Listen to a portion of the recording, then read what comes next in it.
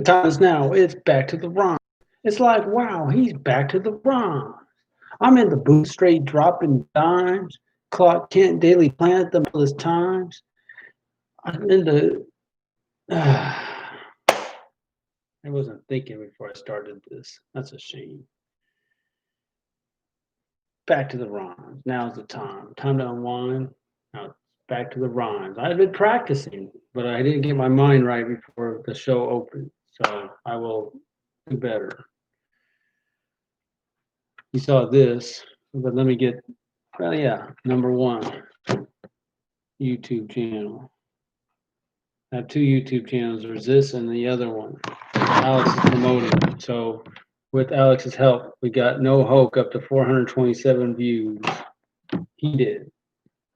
I guess I got it to 250. He's got it to 427. I think I'm gonna talk to him about putting up flyers up and down Aurora. Let's just go crazy because there's not a ton on Aurora, but no one cares on Aurora. So if you want to put flyers on Aurora, I'm sure it'll give them something to think about other than it's just not that exciting, Aurora. Um, Trump's gonna thump. So, man. All right. So got the copyright done. Working on ASCAP. Dale, you're not you. When I needed to record the song, you answered. I need your publisher ID so I can get the royalties set. Do you have a publisher ID? So that's where I'm stuck. And this is very maddening because you get people that don't communicate well. I'm not 100%. I don't carry my phone on me all the time, but it's always possible that someone stops communicating. I don't think that's the case, but I haven't heard back from them. I emailed them once or twice. I'd say twice at least.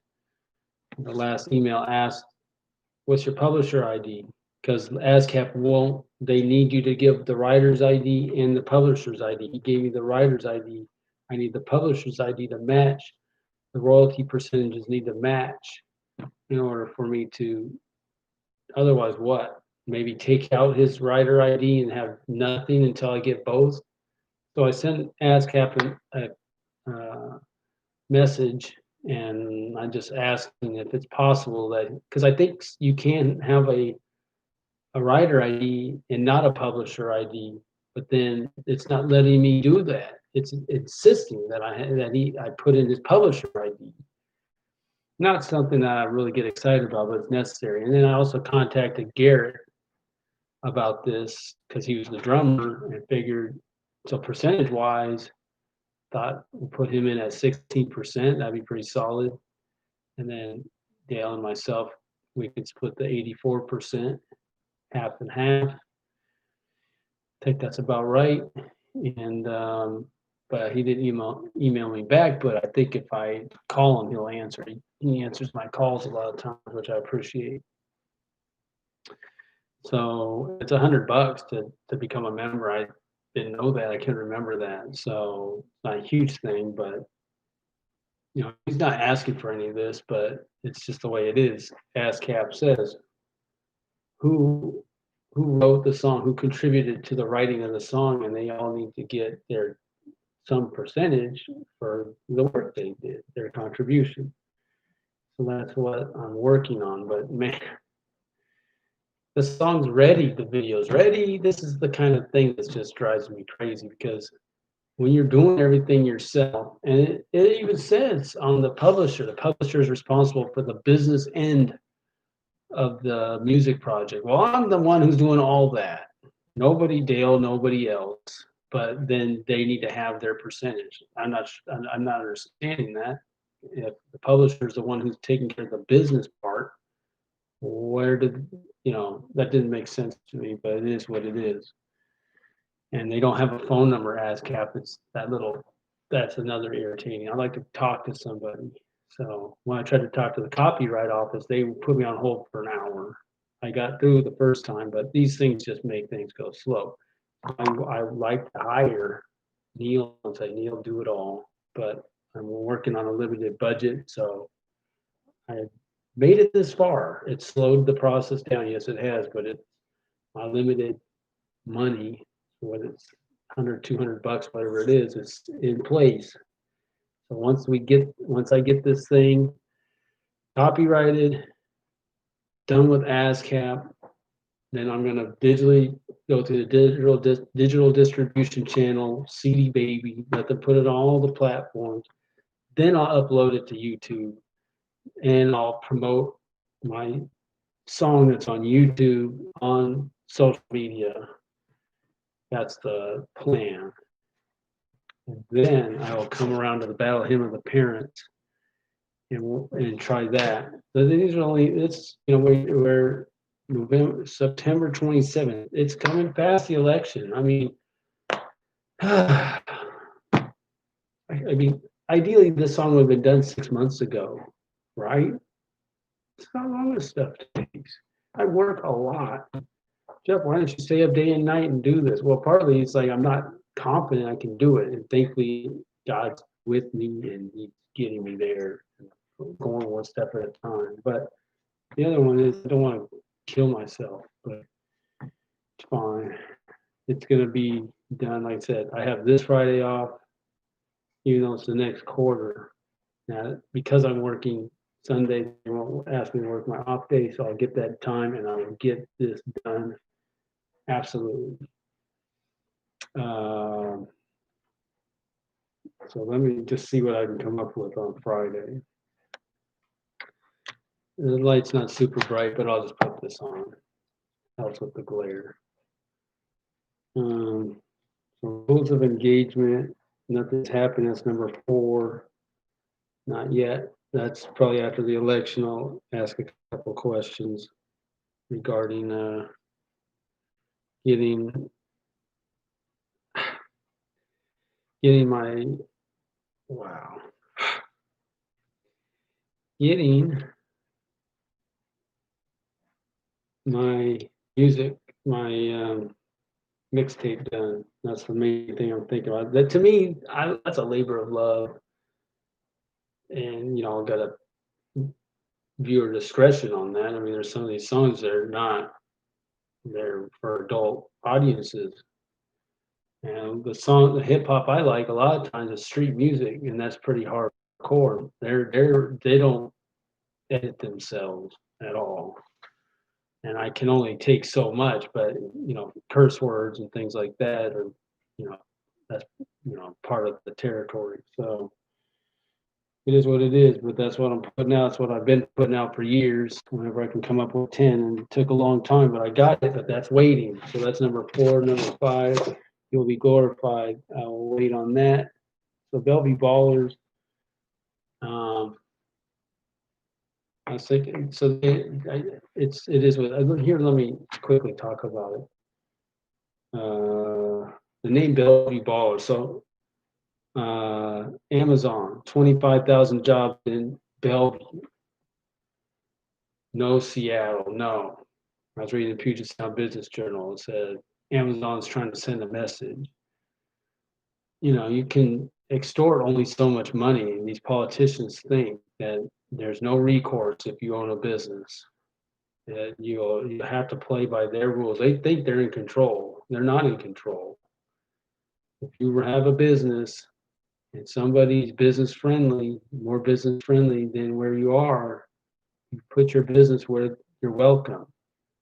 Keep telling a company like Amazon you're not welcome, or that, I mean, Swan said they have plenty of money.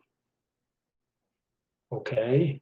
And they also have enough money to move their operations to Bellevue too. Do you understand that? You don't have a wall. I know this is why communists have walls, because that's the only way they can really get what they want, is to keep people from leaving.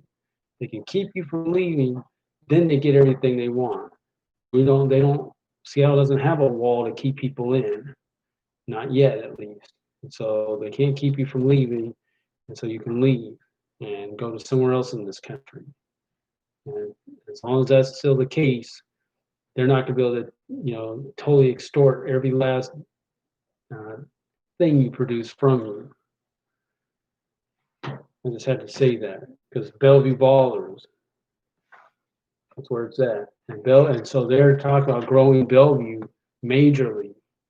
I don't know what the potential, they're talking about their downtown core was like maybe as a third of retail space available. I mean, they could grow it majorly. Obviously, they don't have a port, but you know, but the business climate's so much better. So if you don't need the port, over to Bellevue.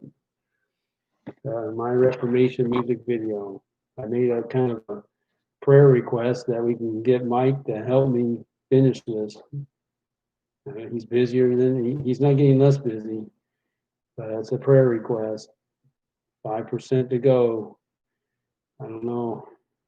You know, it's not a huge hurry, I guess, but it'd be nice to have it. I think for Alex too, he could promote that music video. That would be part of it. We're gonna put it on my other YouTube channel and promote it. And now now back to the rhymes, songs, and School Us album sales. School Us. I didn't show that yet. Didn't have any this week. That's all right. I haven't been talking it up because I have another business. That's what I lead with. I don't lead with my music, but like there's a fellow on my route wearing the mega hat. First time I'd seen someone on my route. Right on, man. I'm with you. Because that doesn't happen in Seattle. As a matter of fact, on my route, 78th, 5 straight houses, Biden Harris, Biden Harris, Biden Harris, Biden Harris, Biden. And we're in the city of Seattle, and you couldn't, if you wanted to, have a Trump sign in your yard. That's not allowed. That's where we live. You cannot have a Trump sign in your Trump Pence sign in your yard. That's not allowed in Seattle. That's where we live.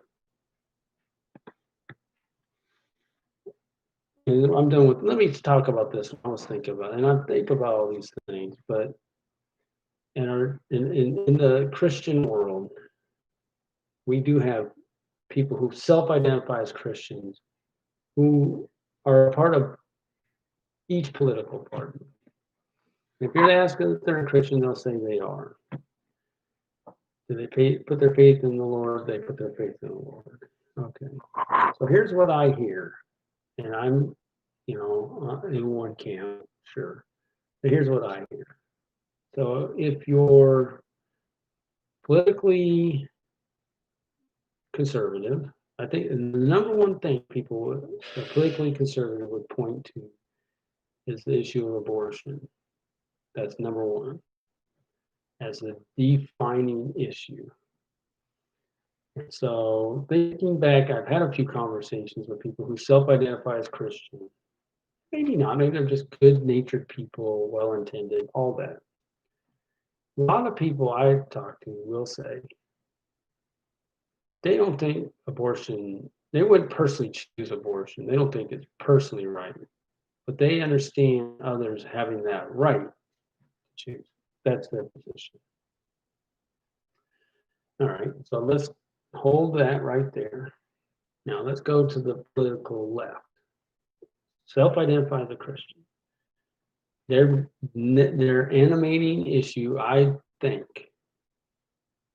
especially now, is racism and their perception. I guess this is what gets. I mean, maybe it's equality of some sort. It's a little unclear. It's not as clear as if you're politically conservative, it's abortion. Period. That's what it is. If you're politically liberal, it's some kind of equality thing, some kind of justice, things aren't equal, something. Okay. So where there is no argument from a politically conservative, self-identifying Christian that there's no excusing racism, but they try to attach racism to conservatives. Whereas if you're conservative, you would condemn abortion, and if you're liberal, you would excuse it.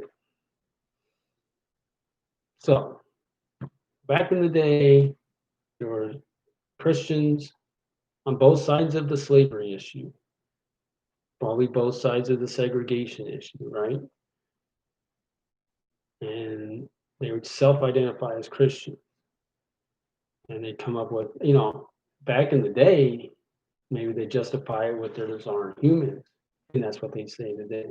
Now, I don't know if are Christians really self-identifying Christians saying those aren't human. Um, Amazing. So it's a lot of, to me, compartmentalizing. No, if you're really a believer, you're not okay with abortion, and you're not okay with racism. If whatever it gets a little, what's racism, what's not. Abortion, we know what that is. When is a life a life? Okay. Equality, where there's been discussion about institutional racism, and I've heard all that. The way I look at it, you don't have to get a passport to go to whatever country that you need to go to have an opportunity to succeed, regardless of your background.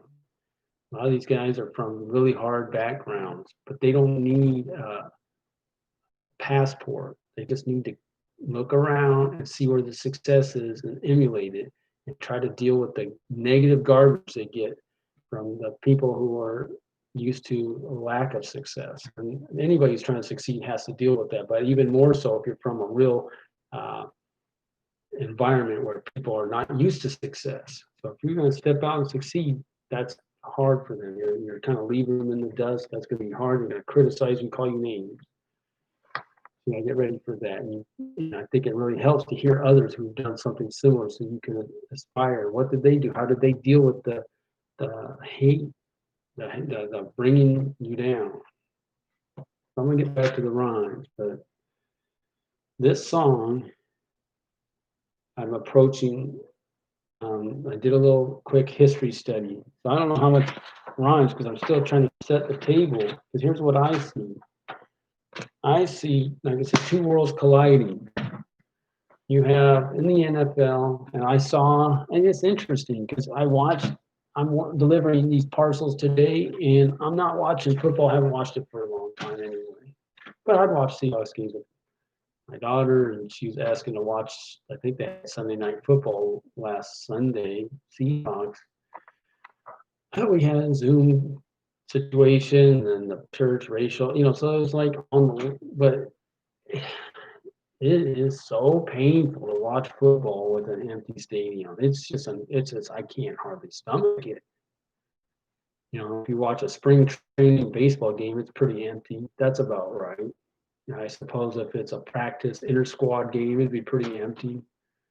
Or if you're watching practice, the stands would be empty. So, I guess my reaction is when I see a football being played in an empty stadium, oh, that's practice. That's probably really subconsciously how I'm seeing it, because it doesn't seem like it's anything to pay attention to, because there's nobody there to watch it anyway. So that's a bummer. I gotta say. So, remember from our Bible study sharing group, it wasn't a Bible study, but it's a weekly sharing. They said that he was in Idaho, maybe Eastern Oregon, somewhere. Idaho for sure. Nobody's wearing a mask. Everyone's living their life. Man, if there's a football game, I bet you the stadium's packed. That's where I want to be. Oh, God, get me there, So, somebody's living good. And see, here's the thing. If this thing was true, that, it's wear a mask or you're going to die, these folks would be dying left and right. They're not. They're clearly not, And so you've got two different worlds. And then over here in Seattle, people like scared walking around, like can't even get close to someone like it's the end of the world. And nobody's dying when they're getting close. Nobody's dying. They're dying. They're acting crazy. And they're driving themselves crazy, driving me crazy. So what I wanted to do with this song is we have two worlds colliding. We have players predominantly, if you want to get specific, you can use the term African American, even though everyone says Black lives this, Black lives that, so it's black, right? Are we saying black? Okay. And then the fans, which are, I mean, what's the percentage white if you go to any game? Easily, I don't know. I don't want to say. I don't want to guess. I don't know. It's a huge percentage. A lot of these fans are very patriotic. So you put people in a situation where they have to choose between football and their country, and people they choose on that. They have to choose. They're forcing it. Now, as the season goes, see, this is how it goes too. You see how it works? The season's coming, the sun, maybe we got to pay attention to this because this has happened a few times. You have the summer's hot, summer's when people are out, summer's when the protests happen, all this stuff happens in the summer. Then the season starts, right? So there's this build up, and then the season starts, and then it fades away and people focus on the game. And I think that's probably what's going on. I haven't watched, but so, and then you have empty stadiums too, that's another thing. But people, they have to decide. They don't want to have to decide, but they're being forced to decide. And I thought it was interesting because, a lot, I had a coworker, she was from Texas, and she says, football, food, and Jesus. That's what they're about in Texas. Football, they live and die for it. Friday night high school games and whatnot. So that's you're taking that away or making someone choose, so that I was curious to think about when, because, okay, if you look at that, these folks have a lot in common, especially people from the South. If they're black or white, they eat a lot of the same food, have a lot of the same kind of ways of talking and very friendly, outgoing, much different than the North, let's say. So I always think about that. So in so many ways, they have so many things in common, life experience wise, and interests and all that. So I think it is interesting to look at allies, alliances, and enemies, and I go through that. Politics is all about enemies and alliances and all this stuff. I was curious, when did Southerners become patriots, American patriots of America? Because they clearly are like the most patriotic, it would seem, the most willing to serve in the military. It's people in rural areas, but a lot of them are in the South, And when did that change happen? Because after the Civil War, you're not thinking about being a patriotic American, not right away. So I did read a little about the first. So if you look after the Civil War, the next war was the Spanish-American War. I think it was 1898, and that was a 1-year deal. And I didn't get into the history of that war, but they wanted people from the South to serve, and they started to come around, I guess. And I guess when it comes down to it, if your freedom is being threatened from foreign enemies, just like for sure by World War One, they would be patriotic. I mean, this is, in World War Two for sure, because we always hear about World War Two. We don't hear much about World War One. Is to what degree is your way of life threatened? And then that's when you and so that's why it's two different worlds. Because if you're from an impoverished neighborhood, you're from a real hard, I guess, ghetto black community, no prosperity, that way of life,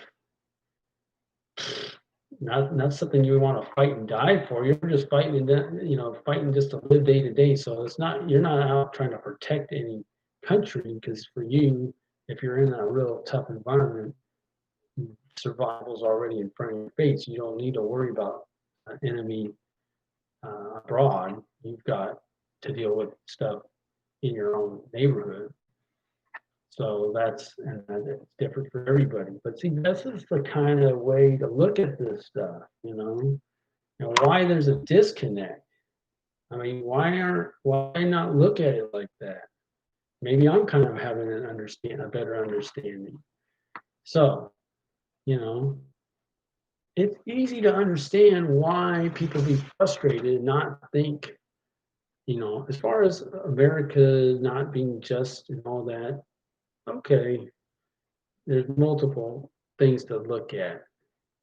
But the reality is, if you're from a tough neighborhood, your way of life isn't all that great. So you're not really thinking, even though you could get in the military, maybe get out of that neighborhood, that might be a way out.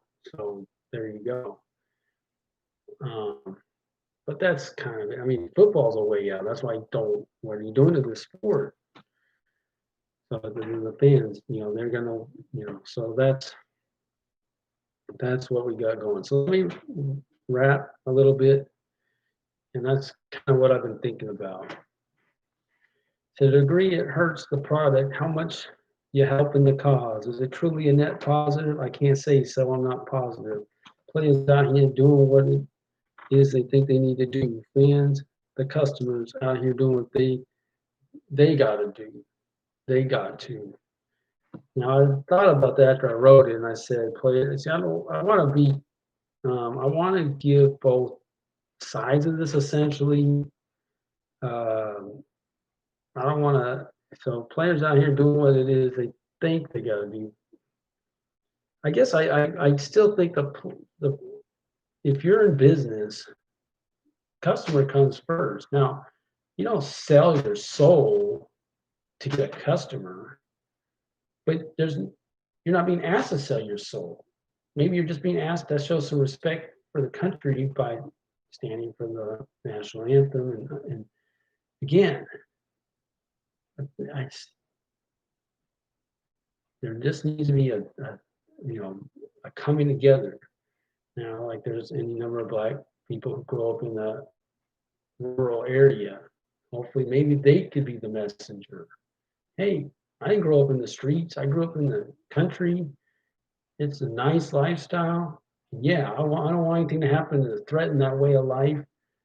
It's a good life. And so that's kind of the healing. How and then so you look, you can live a better life and work on improving these communities and all those things.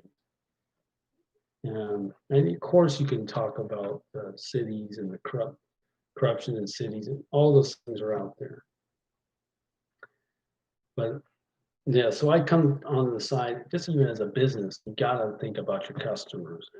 I mean, if you turn enough of them off, you're the XFL, your CFL, whatever.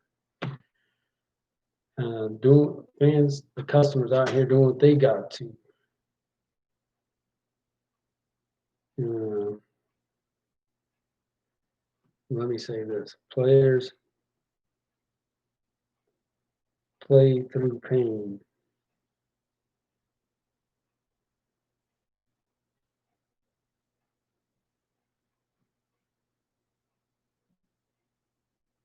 Fans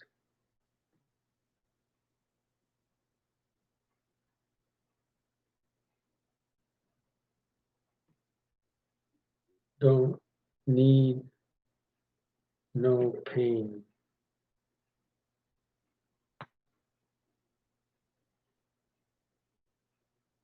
To make it plain,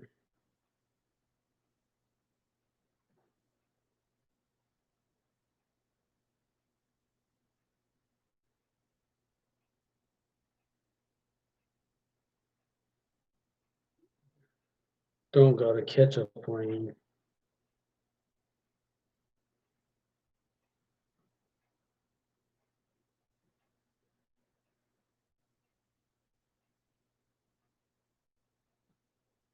To escape.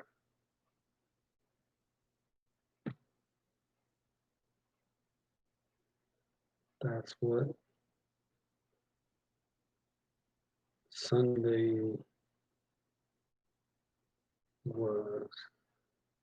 All right, I'll leave it there. That's what Sunday. So it's almost like you look at it, and now I saw people. It's not the same. but people are trying to watch some football. All right, till next week, back to the rhymes.